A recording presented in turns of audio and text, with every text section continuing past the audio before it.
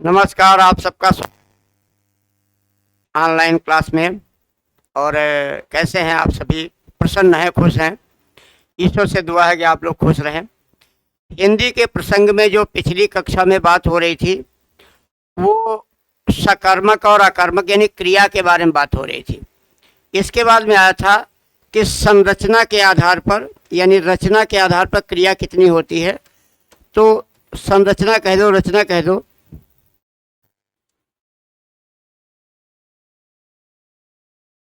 आधार पर क्रिया के भेद। तो संरचना के आधार पर जो क्रिया के भेद हैं उनकी संख्या 5 है। इन संरचना के आधार पर क्रिया के भेद 5 हैं और इन पांचों के नाम जैसे हैं पूर्वकालिक क्रिया,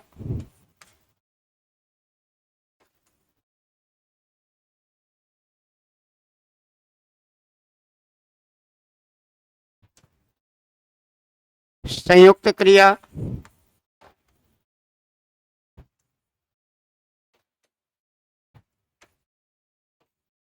प्रेरणार्थक क्रिया,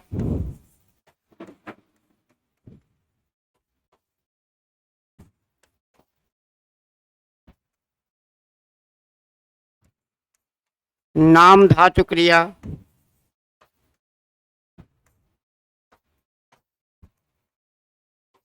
और लास्ट में है आपका कृदंत क्रिया।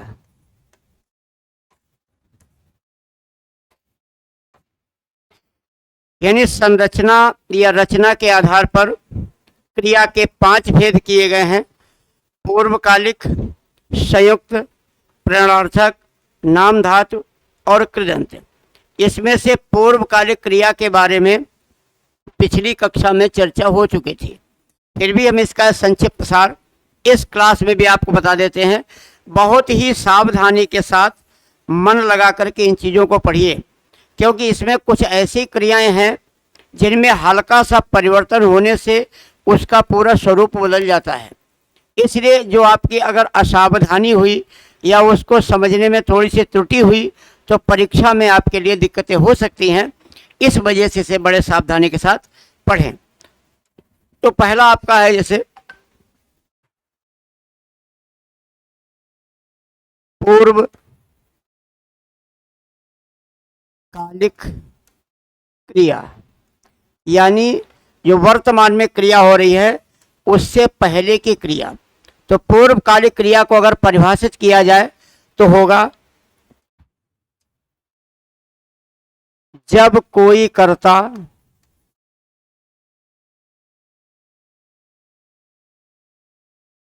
एक क्रिया समाप्त करके एक क्रिया समाप्त करके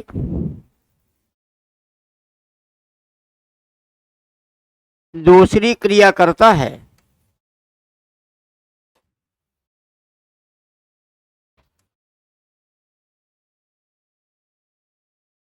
करता है तो प्रथम क्रिया को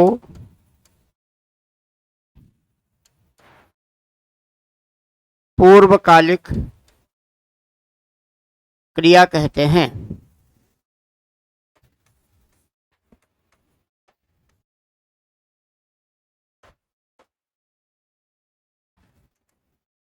यानी जब कोई कर्ता एक क्रिया समाप्त करके दूसरी क्रिया करता है तो पहली वाली क्रिया को पूर्वकालिक क्रिया कहते हैं। ये बात मैंने पहले भी आपसे बताई थी।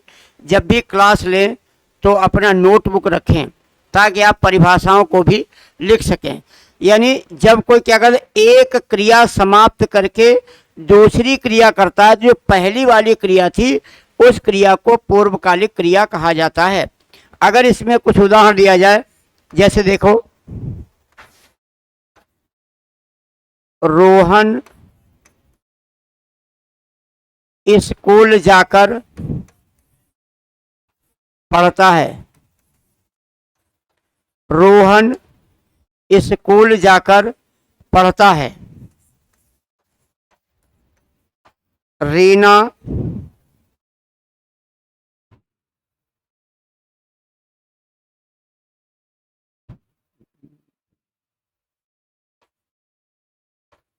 नहाकर पूजा करती है। रीना नहाकर पूजा करती है। ध्यान आपको ये रखना है कि एक क्रिया समाप्त करके दूसरी क्रिया करता है, ये बात आपके संज्ञान में आ जानी चाहिए। यहाँ पर ज़्यादातर कर शब्द लगा होता है, लेकिन ऐसा जरूरी नहीं। शब्द के अर्थ को समझना है, शब्द के मीनिंग को समझना है, उसके शब्दों पे गौर करना है, लिखने के तरीके पे नहीं। जैसे आपने लिखा चोर उठ भागा। अब हम ये भी कर सकते थे कि हम लिख देते चोर उठकर भागा, लेकिन उठकर नहीं लिखा, केवल उठ भागा। तो चोर ने पहले उठने का काम किया। अब यहां देखते हैं, रोहन स्कूल जाकर, पहला काम स्कूल गया और दूसरा काम पढ़ता है, तो स्कूल जाके पूर्वकालिक है। रीना पहला काम नहाकर, दूसरा काम पूजा करना, नहाना पूर्वकालिक है। चोर का पहला काम उठना और दूसरा काम भागना, तो उठना पूर्वकालिक है। प्रायः इस प्रकार के वाक्यों में कर शब्द का प्रयोग होता है, लेकिन ये अनिवार्य नहीं है, ये ज़रूरी नहीं है। अतः उस शब्द के, उस वाक्य के अर्थ को, उसके भाव को समझना बहुत ज़रूरी है। लेकिन यहाँ एक चीज़ ध्यान रखनी है, उसको देखिएगा कि क्या सावधानी आपके लिए ज़रूरी है। अब देखिए, नोट में लिख देते हैं, यदि दोनों क्रियाएं एक साथ हो रही हों, यदि दोनों क्रियाएं एक साथ हो रही हों, तो प्रथम क्रिया को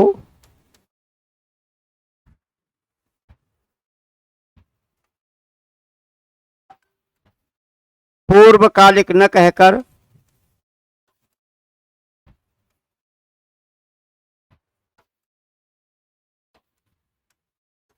क्रिया विशेषण कहा जाता है।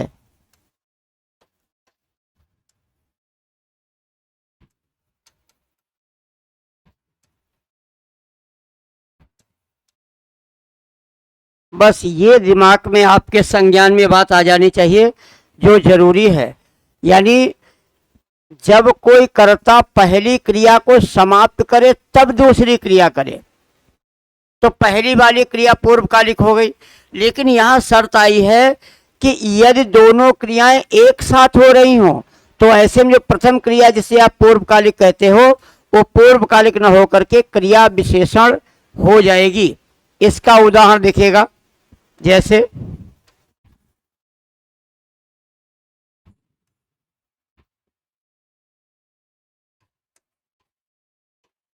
रोहन बैठकर पढ़ता है।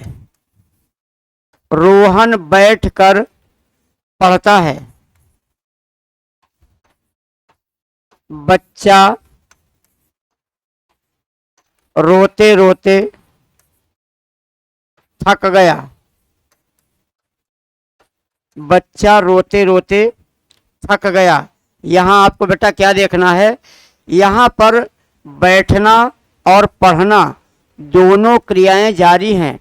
चोर उठ के भागा, तो उठने का काम यहाँ हुआ था, अब भागने का काम दूसरी जगह हो रहा है, लेकिन बैठने का काम यहीं पे जारी है और पढ़ने का काम भी जारी है।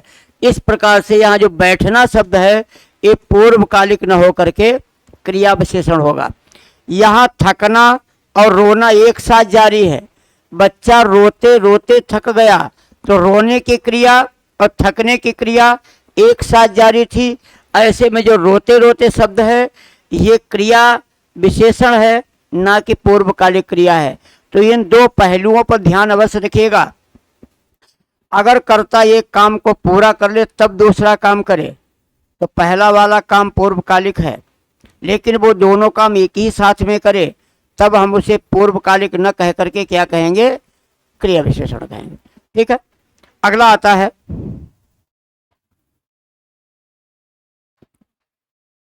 संयुक्त क्रिया।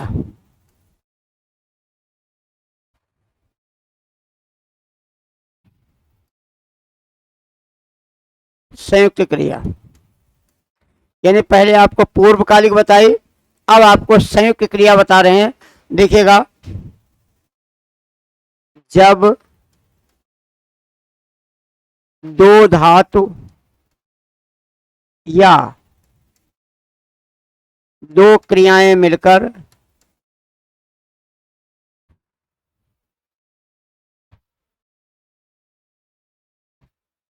एक ही क्रिया का काम करें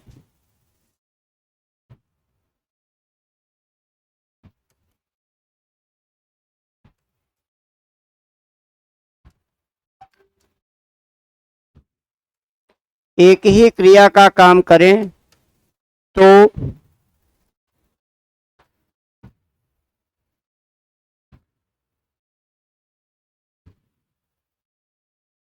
तब उन्हें संयुक्त क्रिया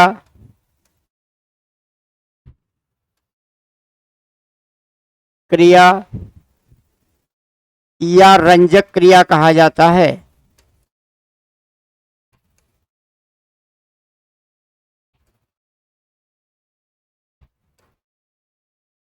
बड़ी खास बातों पे गौर करिएगा, यानी जब कोई दो धातुएं, क्रिया के मूल रूप को धातु कहा जाता है या क्रियाएं कह लो, क्रियाएं तो दो है या धातुएं दो हैं, लेकिन मिलकर के क्या करते हैं, एक ही क्रिया का काम करते हैं, एक ही क्रिया का काम करते हैं।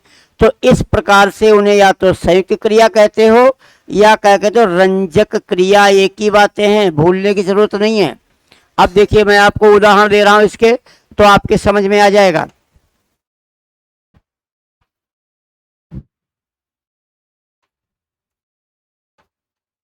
माता जी मुझे रुपए दे दो। माता जी मुझे रुपए दे दो। तुम उधर बैठ जाओ। तुम उधर बैठ जाओ।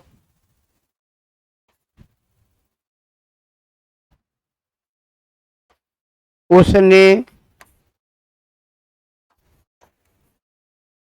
पुस्तक पढ़ ली।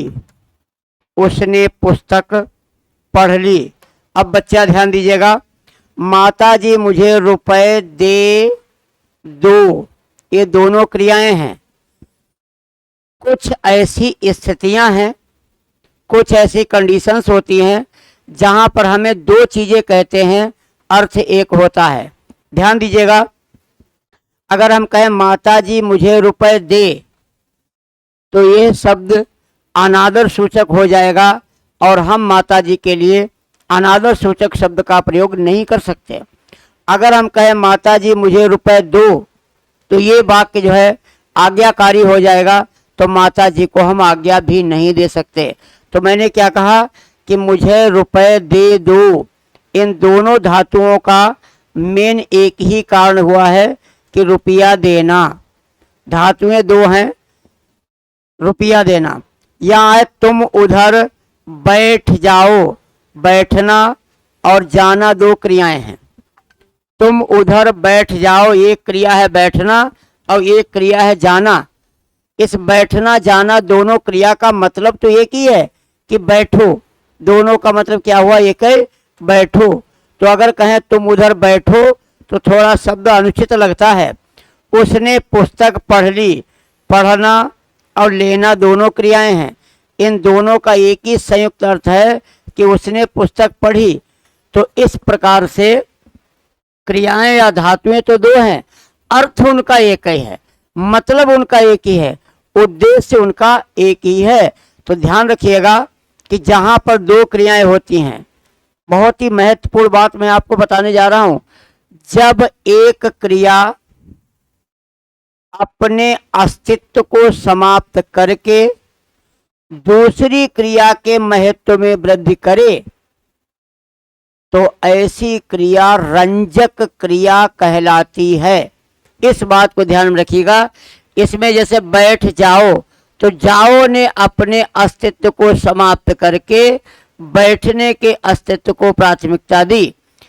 लेना ने अपने अस्तित्व को समाप्त करके पढ़ने के अस्तित्व को प्राथमिकता दी। इस प्रकार जो क्रिया संयुक्त है उसी क्रिया को रंजक भी कहा जाता है। यहां तक की बात आपकी समझ में आई।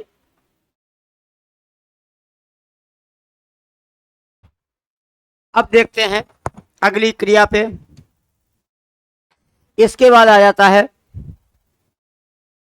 प्रेरणार्थक क्रिया।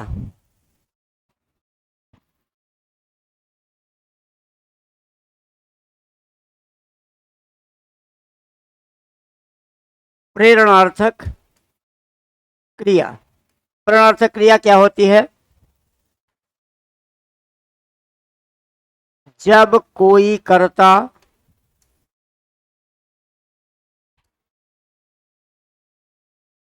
स्वयं कार्य न करके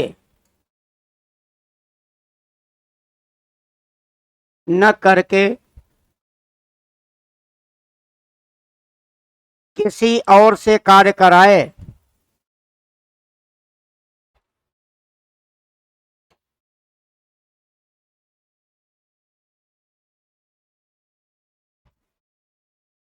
किसी और से कार्य कराए तो उसे प्रेरणार्थक क्रिया कहते हैं। यानी प्रेरित होकर के काम कैसे करना है? प्रेरित होकर के, जैसे लिखा जाए, अध्यापक ने बच्चों से निबंध लिखवाया।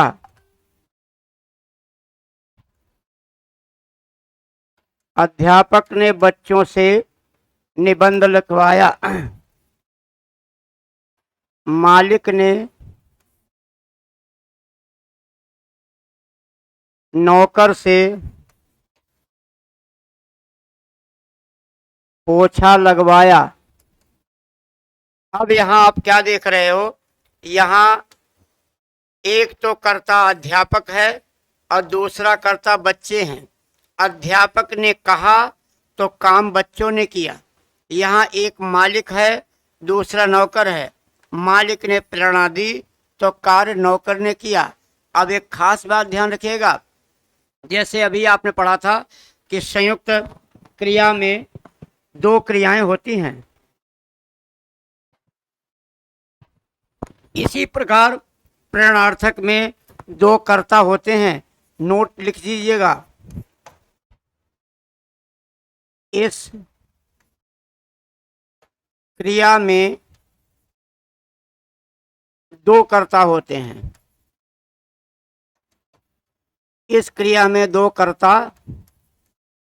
होते हैं, यानी एक कर्ता आपको प्रेरणा देता है और दूसरा कर्ता काम करता है। ये ध्यान रखिएगा, ऐसा परीक्षा में आ सकता है। और अगर दो कर्ता हैं तो एक प्रमुख है, एक गौड़ है। इसमें अध्यापक प्रमुख करता है, नौकर प्रमुख करता है, वो मालिक। बच्चे और नौकर द्वितीय करता हैं। अगर एक से ज़्यादा क्रिया हो, एक से ज़्यादा कर्म हो, एक से ज़्यादा करता हो, तो उसमें मुख्य कौन है, गौड़ कौन है, ये भी ध्यान रखना है।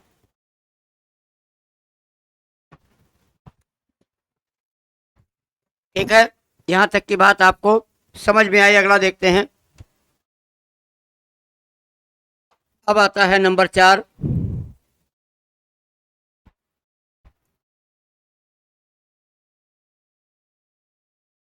नाम धातु क्रिया।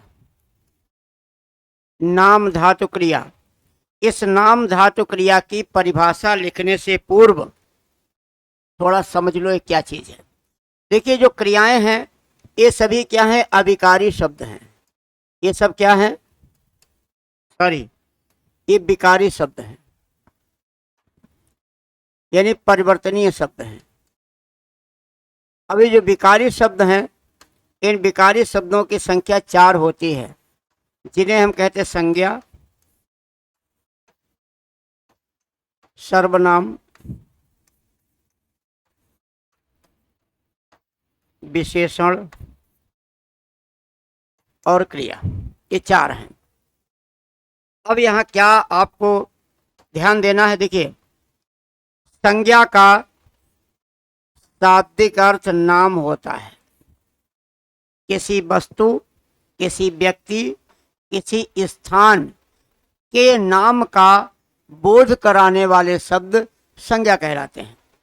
तो संज्ञा का शाब्दिक अर्थ क्या हुआ, नाम। संज्ञा के स्थान पे जिसका प्रयोग किया जाता है उसे सर्वनाम कहते हैं, यानी संज्ञा के स्थान पर प्रयुक्त शब्द को क्या कहते हैं, सर्वनाम कहते हैं। अतः सर्वनाम का भी शाब्दिक अर्थ क्या हुआ, नाम। अब देखते हैं कि विशेषण क्या है। संज्ञा और सर्वनाम की जो विशेषता बताता है उसे क्या कहा जाता है, विशेषण कहा जाता है। अतः विशेषण का भी मूल रूप क्या हुआ, नाम। अब आता है क्रिया। क्रिया के मूल रूप को क्या कहते हैं, क्रिया के मूल रूप को कहते हैं धातु। इस प्रकार देखा जाए तो विकारी शब्द के 2 ही भेद हो गए, एक को कहा गया नाम और एक को कहा गया धातु। तो धातु क्या करती है, धातु क्रिया के निर्माण का काम करती है। धातु क्या करती है, धातु क्रिया के निर्माण का, यानी धातु के अंत में ना प्रत्यय जोड़कर क्रिया बनती है। जैसे खा ये धातु है, जैसे खा धातु है और आगे आपने ना शब्द जोड़ा तो जो क्या बन गया, खाना। ये खाना क्या है, क्रिया। तो ये आपको ध्यान रखना है कि अगर आपको कोई क्रिया बनानी है, कोई कार्य के होने का बोध कराना है, तो उस क्रिया का निर्माण किससे करोगे, धातु से करोगे। अब देखिए यहाँ आप क्या कर रहे हो, यहाँ आप धातु से क्रिया नहीं बनाते हो, आप इनसे ही क्रिया बनाते हो। संज्ञा से, सर्वनाम से या विशेषण से क्रिया बना दी। आपने धातु को, नाम को ही धातु का रूप दे दिया और ये शब्द क्या हो गया, नाम धातु क्रिया। नाम धातु क्रिया। जैसे हमने कहा गरम। गरम क्या है, गरम एक विशेषण भी है, गरम एक विशेषण भी है और गरम एक भाववाचक संज्ञा भी है। गरम शब्द क्या है, भाव, ठंडा है, गरम है, भाववाचक संज्ञा है।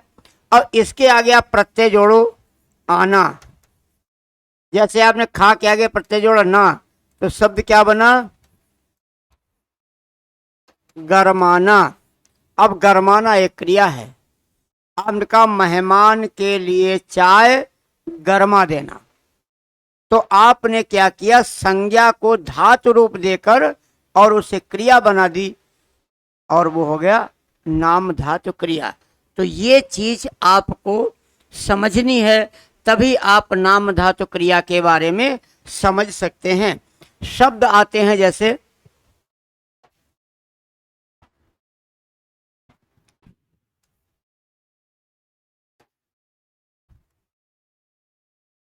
मेहमान के लिए चाय गरमा देना,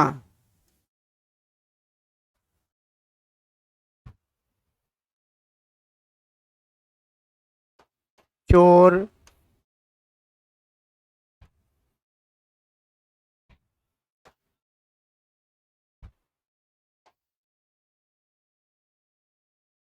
दो सहेलियां बतियाते जा रही थी।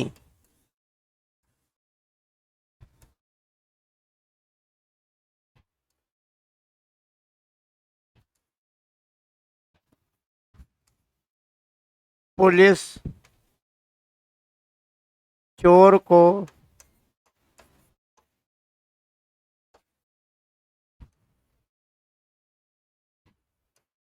लतियाते जा रही थी। अब देखो क्यों नाम धातु बना। यहाँ गरम एक संज्ञा है, बातें एक संज्ञा है और लात एक संज्ञा है। अब यहाँ शब्द होना चाहिए था गरम कर देना। यहाँ बात करना, यहाँ लात मारना। अब ऐसे में ये कर देना, करना, मारना ये क्रियाएं हैं। ये क्रियाएं नहीं संज्ञाएं हैं। आपने संज्ञाओं को ही क्रिया का रूप दे दिया। इस प्रकार से यहां पर क्या हो गया, नाम धातु क्रिया। अब लास्ट में 5वें नंबर की क्रिया आती है जिसे कहते हैं कृदंत क्रिया।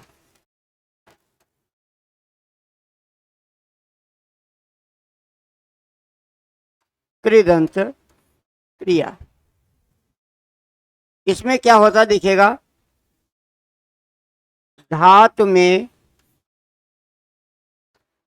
ना के अलावा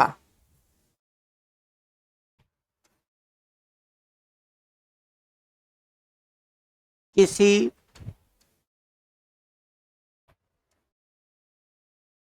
अन्य प्रत्यय को जोड़कर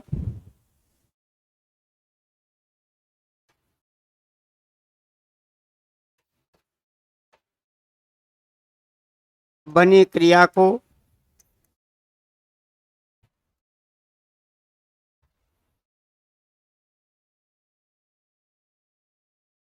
कृदंत क्रिया कहते हैं।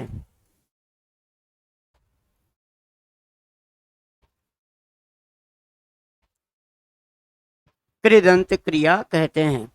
अब यहाँ क्या आपको समझना है कि क्रिया को छोड़कर, यानी अभी आपने क्या परिभाषा लिखी थी कि धातु के अंत में ना प्रत्यय जोड़कर जो शब्द बनता है उसे क्रिया कहते हैं। आपको ना के अलावा कोई दूसरा प्रत्यय जोड़ो और क्रिया बनाओ। जैसे खा प्लस ओ, खाओ।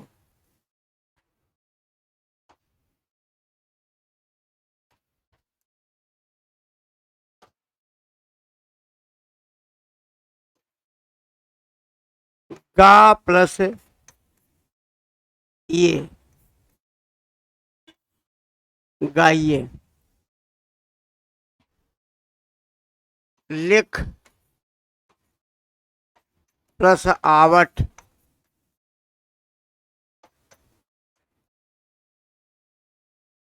लिखावट। भूल प्लस अक्कड़, शब्द बनेगा भुलक्कड़। अब आप देखिएगा यहाँ जो चीजें दिखाई जा रही हैं, यहाँ पर खा, गा, लिख और भूल, ये सभी क्या हैं, ये सभी धातुएं हैं। इन धातु के अंत में जो प्रत्यय जुड़ा ओ, ये, आवट, अक्कड़, कहीं पर भी ना प्रत्यय नहीं जोड़ा गया। इस प्रकार इन दिए हुए शब्दों में क्या है, कृदंत क्रिया है।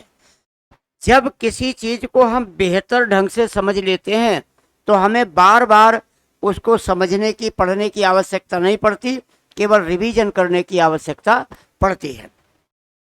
तो इस प्रकार हमने आपको क्रिया के जो रचना के आधार पर 5 रूप थे, इन क्रिया के 5 रूपों से आपको अवगत कराया। इसके अलावा एक और कई बार आ जाता है प्रयोग के आधार पर क्रिया के रूप। बहुत ही सिंपल है, प्रयोग के आधार पर क्रिया के भेद कह लो तो इस आधार पर क्रिया के भेद होते हैं 3। कितने भेद होते हैं? 3 भेद होते हैं। पहले भेद को कहते हैं सामान्य क्रिया। पहले भेद को क्या कहा जाता है? सामान्य क्रिया। इस सामान्य क्रिया का समझना बड़ा ही साधारण है, यानी जहां कर्ता और कर्म एक एक हों, यानी ऐसा वाक्य जिस वाक्य में एक ही कर्ता है, एक ही कर्म है। देखिए, अगर वो संयुक्त क्रिया है, पूर्वकालिक क्रिया है, प्रणर्थक क्रिया है, तो उसको यहाँ नहीं शामिल किया जाएगा। यहाँ कर्ता भी एक हो और क्रिया भी एक हो। अगर कर्ता 2 है या क्रिया 1 है, या कर्ता 1 है क्रिया 2 है, उसे यहाँ शामिल नहीं किया जाएगा। क्या बनेगा इसका? रोहन अखबार पढ़ता है। रोहन अखबार पढ़ता है। यहाँ एक कर्ता है, एक कर्म है और एक क्रिया है। तो ये आपका क्या हो गया? ये सामान्य क्रिया हो गई। सामान्य क्रिया के बाद में आता है सहायक क्रिया। सहायक क्रिया, तो क्रिया के अंत में उसकी सहायता के लिए जो शब्द लगता है उसे सहायक क्रिया कहते हैं उसको। और सहायक क्रिया का मूल काम होता है क्रिया के समय का बोध कराना, यानी क्रिया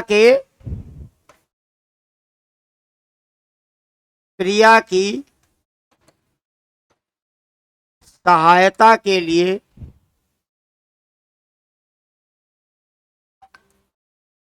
प्रयुक्त शब्द को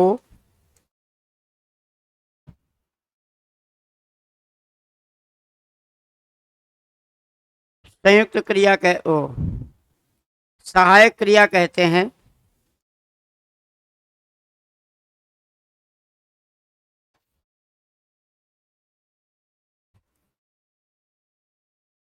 सहायक क्रिया कहते हैं। अब सहायक क्रिया का काम क्या है? देखिएगा, इससे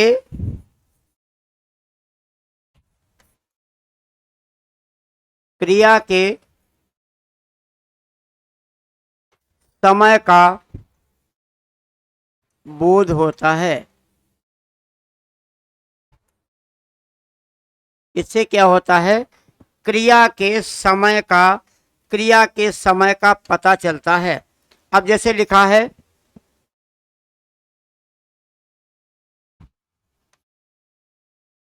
राजू स्कूल जा रहा है, तो जाना तो क्रिया है सहायक क्रिया है से किस बात का ज्ञात हुआ? कि ये वर्तमान काल का वाक्य है, क्रिया वर्तमान में हो रही है। नेहा स्कूल गई थी। ये थी क्या है? सहायक क्रिया है। और थी से किस बात का पता चलता है? कि ये क्रिया बीते हुए समय में हुई होगी। रवि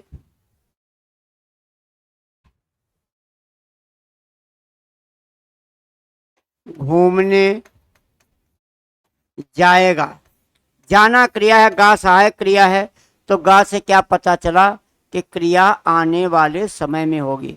तो गा, था, थी, थे, है, हो, ये जो शब्द हैं ये क्रिया के अंत में लिखे जाते हैं क्रिया की सहायता के लिए। तो क्रिया के बाद, मूल क्रिया के बाद जो भी शब्द आते हैं उन सबको सहायक क्रिया कहते हैं। तो सहायक क्रिया का जो मुख्य काम क्या था? क्रिया के समय का बोध कराना, क्रिया के टेंस का बोध कराना। रोहन जाएगा, रोहन गया था, रोहन आ रहा है, रोहन जा रहा है। इससे क्रिया के समय का बोध होता है और सेंटेंस या वाक्य पता चलता है वो किस काल का है। सहायक क्रिया के बाद होता है सजातीय क्रिया। सजातीय क्रिया, सजातीय क्रिया एक बड़ा ही अच्छा बिंदु है। ध्यान रखिएगा, जब कर्म और क्रिया का निर्माण एक ही शब्द से हो, एक ही शब्द से हो, ध्यान रखिएगा, एक अनुमान बताया जाता है, ट्रिक बताया जाता है। यदि किसी शब्द के ऊपर रा लगा हो, अब वो शब्द संयुक्त है, यौगिक है, अब उसका विच्छेद करने को बताया जाए तो प्रायः उसमें विसर्ग संधि हुआ करती है। तो जब कर्म और क्रिया का, जब कर्म और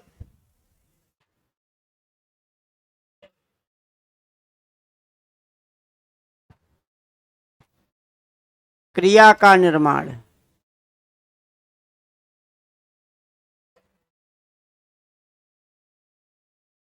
एक ही शब्द से हो, क्या ध्यान रखना है, यानी जिस शब्द से कर्म बना होगा उसी शब्द से क्रिया बनी होगी।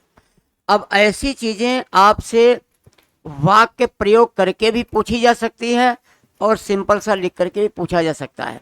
जैसे वाक्य ही हम आपके लिए बना लेते हैं।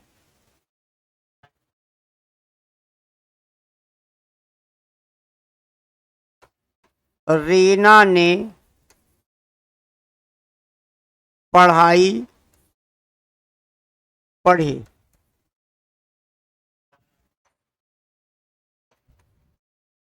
रवि ने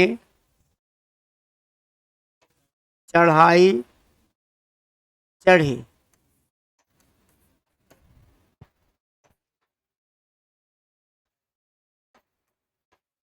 गीता ने लड़ाई लड़ी।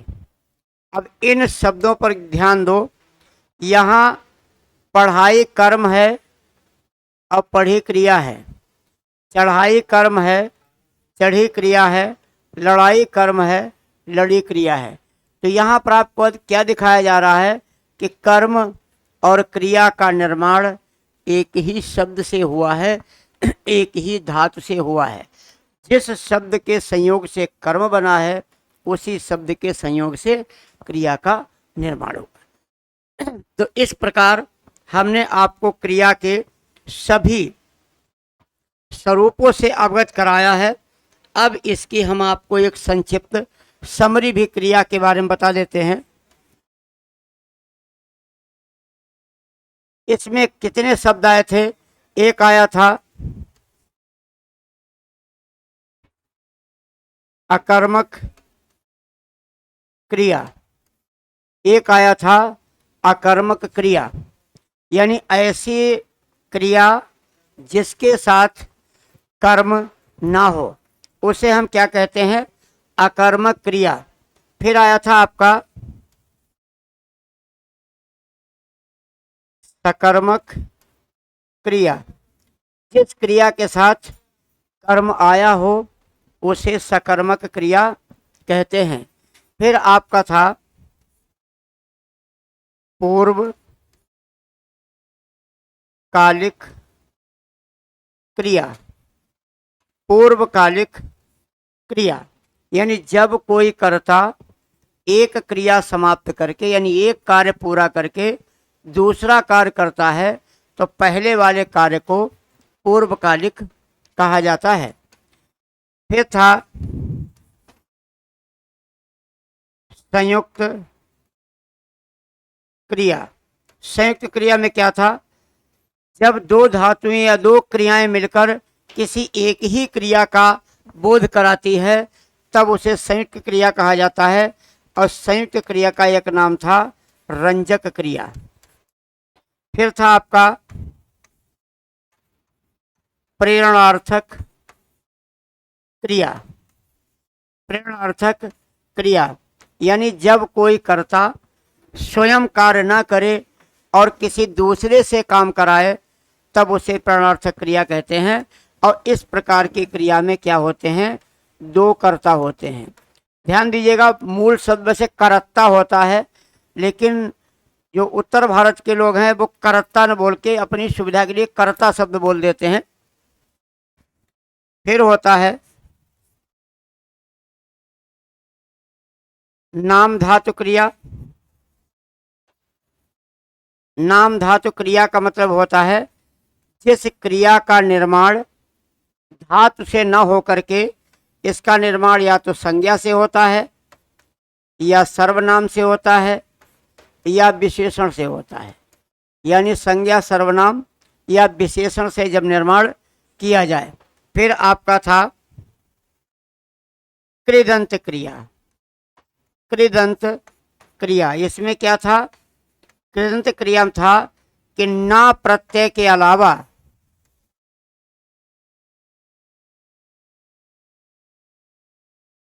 किसी अन्य प्रत्यय को जोड़कर अगर क्रिया का निर्माण किया जाए तब उसे क्या कहा जाता है, तब उसे कृदंत क्रिया कहते हैं।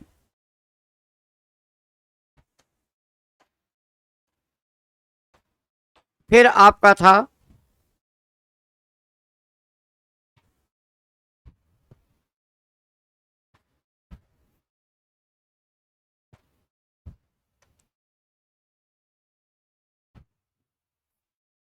सामान्य क्रिया। सामान्य क्रिया में क्या होता है, इस क्रिया में एक ही कर्ता होता है और एक ही क्रिया होती है।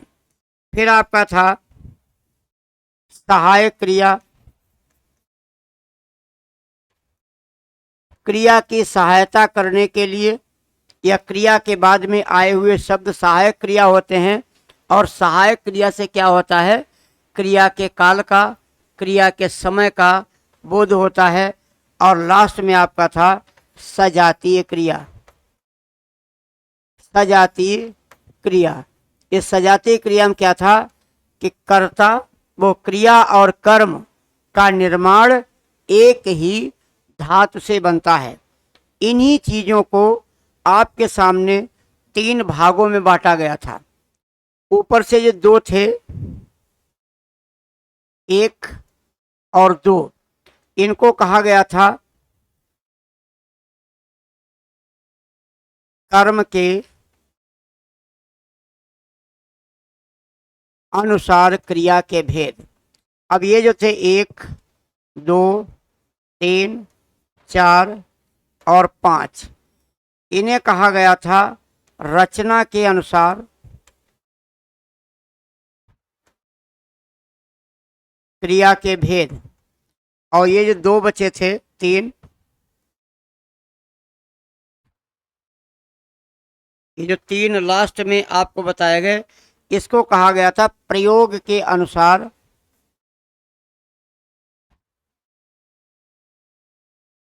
क्रिया के भेद। इस प्रकार आपकी स्क्रीन पर क्रिया के समस्त भेदों को लिखा है। अभ्यास करने के लिए, प्रैक्टिस करने के लिए ये बहुत ही जरूरी है कि आप इसका स्क्रीनशॉट लें और या कहीं अपने कागज पे, नोटबुक पे एक ही साथ सबको नोट करें। इसी तरीके सबको नोट करें। तो अगर पूछा गया कर्म के आधार पर क्रिया के कितने भेद हैं, 2 हैं। इसमें सकर्मक के पुनः 2 भेद हो जाते हैं, एक कर्मक और 2 कर्मक। फिर आपका रचना के आधार पर 5 भेद हैं, प्रयोग के आधार पर 3 भेद हैं। यानी कर्म के आधार पर भेद कितने हैं, 2। रचना के आधार पर भेद कितने हैं, 5। प्रयोग के आधार पर भेद कितने हैं, 3। इस प्रकार क्रिया के 10 भेद आपके सामने लिखे हुए हैं। इनको एक जगह लिखें, इनको पढ़ें और समझें। इस प्रकार आप इनके आगे एक एक उदाहरण भी लिखें। तो इस प्रकार क्रिया के बारे में पूरी जानकारी आपको दी गई। और जो भी कक्षाएं यहाँ से चल रही हैं वो सब निःशुल्क कक्षा चल रही है। टेट का है, सीटेट का है, यूपी पुलिस का है, या लेखपाल का है, या किसी भी के बारे में जो क्लासेस है, जो आपसे कमिटमेंट किया गया है, जो आपसे वादा किया गया है, उसको 100% निभाने का पूरा प्रयास किया जा रहा है कि संपूर्ण पाठ्यक्रम निःशुल्क रूप से घर बैठे आप तक उपलब्ध हो सके। बस आपका यही दायित्व है कि यदि ये क्लासेस आपको अच्छी लग रही हैं तो चैनल को सब्सक्राइब अवश्य करें, अपने मित्रों को ये बात भेजें और उनको ये बात बताएं। पहले स्वयं देखें, यदि आपको अच्छा लगे तो लाइक तो बनता है और सब्सक्राइब भी बनता है। इसके साथ ही नमस्कार, जय हिंद।